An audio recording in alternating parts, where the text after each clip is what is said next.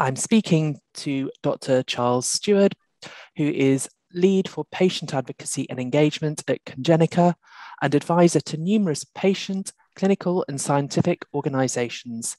He's a parent to 2 children with severe neurological disorders who have participated in the 100,000 Genomes Project, the Hill prick test. Did that help detect the condition that affects your children? No, it didn't.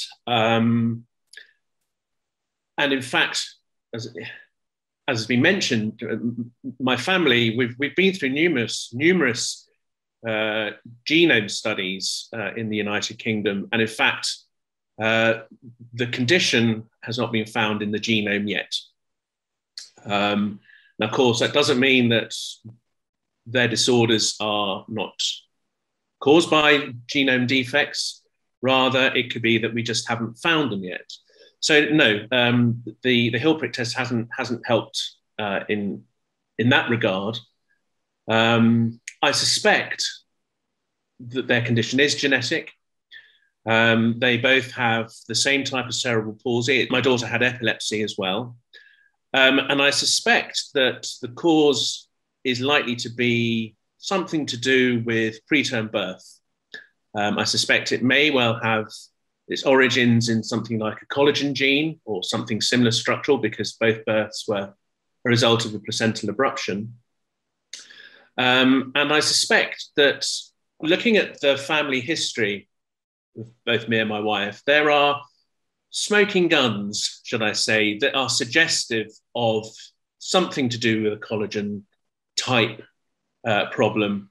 If we found out what the genetic cause was, it would probably mean that it would impact on our lives, later lives. If you're talking about a structural protein that's involved in blood clotting, knowing the cause may well be helpful to understand how, what sort of measures you could potentially take in your life. As you know, I'm involved in various different groups, and one of those groups I'm involved with is the International Cerebral Palsy Genomics Consortium. And it's interesting, when you talk to people about cerebral palsy, everyone is of the same persuasion that, this is just a sad, unfortunate event that happened at birth. And in fact, there is sort of a precedent for this type of thinking. If you go back to look at the original sort of origins of research into epilepsy, back in 1975, people thought epilepsy was just, it was an idiopathic cause, which really means that it's unknown. And it was a clinicians gave this diagnosis to reassure patients that they've been given a diagnosis. But of course, the more you look into epilepsy, the more you realize that there are significant genomic drivers there. And particularly sort of a young onset epilepsies, we're getting diagnostic yield of around 50%. And it's the same with cerebral palsy. Cerebral palsy isn't just an accident at birth. Anything between 25 to 40% of children who are diagnosed with cerebral palsy are misdiagnosed with potentially something like leukodystrophy. And of course, leukodystrophies are just the most terrible, terrible disorders. And some of them, they can come on quite relatively late in childhood life. And so, your child develops normally up until sort of however old, 6, 7, 8 maybe. And then they begin to deteriorate. And there are a number of these different types of leukodystrophies that we're beginning to see that if you intervene really swiftly, that it's possible to stop these neurodegenerative symptoms from occurring. So stem cell therapies and gene therapies appear to be probably the most promising in treating leukodystrophies, providing it's done as early as possible. So this comes back to the whole idea of newborn screening.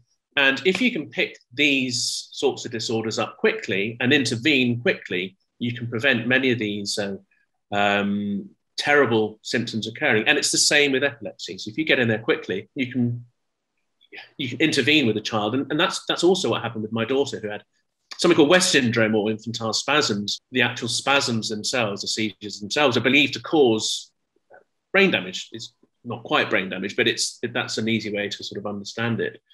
And if you don't get control of the seizures, then unfortunately the child regresses and regresses until obviously very bad outcomes.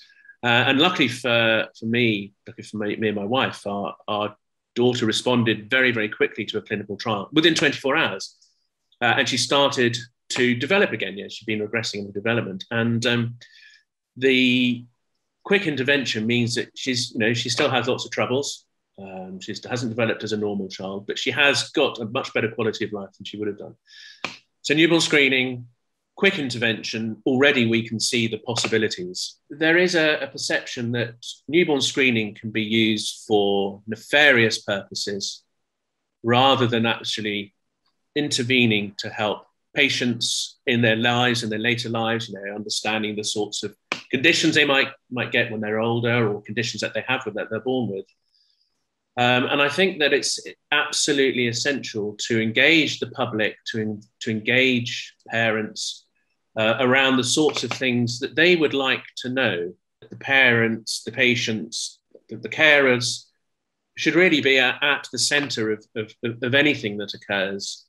And I say this often, but the parents of children with disabilities or rare diseases or patients themselves, they are often the world-leading experts in their fields. I mean, they will be lay people mostly, but they will have the inspiration to go and read everything about their disorder. I've met some paediatric neurologists in my time, and they're the most extraordinary, brilliant people.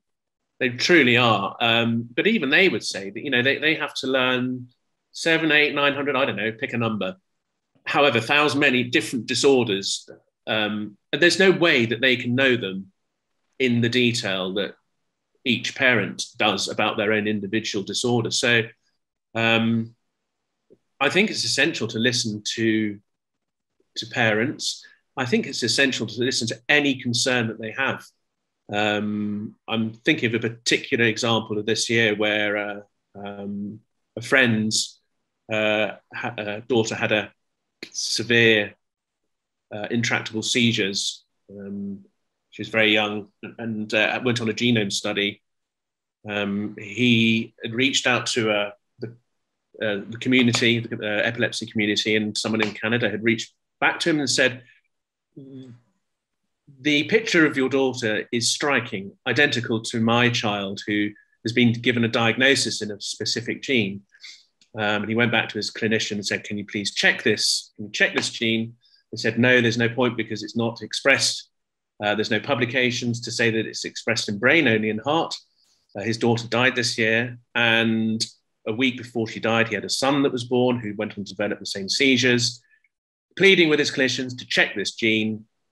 Absolutely, he was spot on. The clinician said that he was probably the first time they've ever met a parent who diagnosed their child's disorder. Now, that, of course, doesn't mean that it's not going to affect necessarily the treatment for his child, but certainly it would have been useful to have known. I have to be careful with that because that you couldn't make a clinical diagnosis just based upon that information. That you have to do much more, but.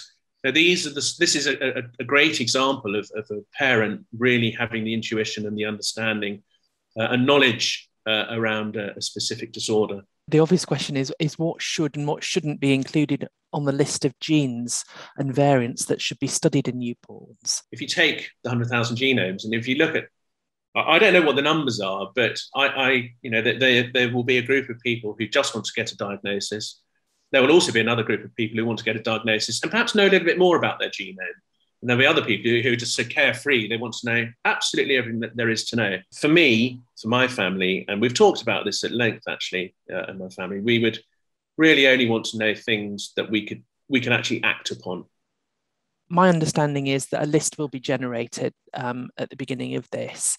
Do you think such a list should be dynamic, and how often should it be reviewed and updated? Perhaps you could have sort of lists where you've got a solid set of genes where that you can do something about, and then perhaps an expanded list of those where there are currently clinical trials going on. It can only encourage people to look into more therapies if they know that their close to market therapy is going to be included on a Genomics England panel.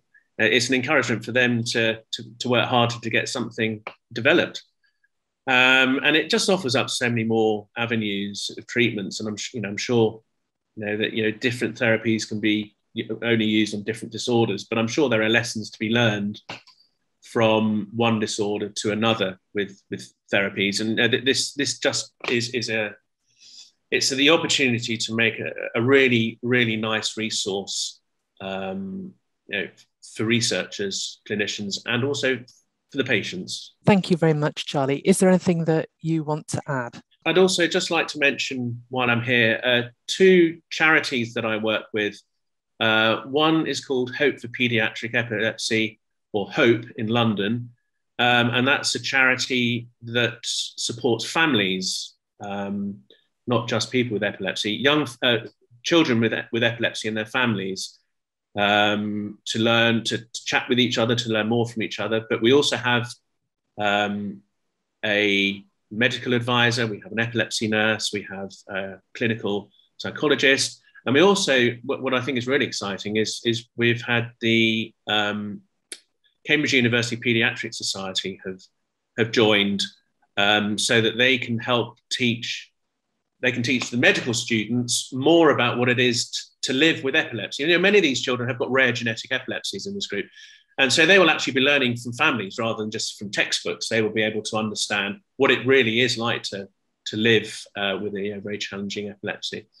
And the second charity is Bumblebee Children's Charity, which is a charity that my wife and I helped set up a few years back, that looks after children with cerebral palsy. It's a session where they come and do physiotherapy, and they do amazing work. And they're both very small charities, and it would be great to promote them.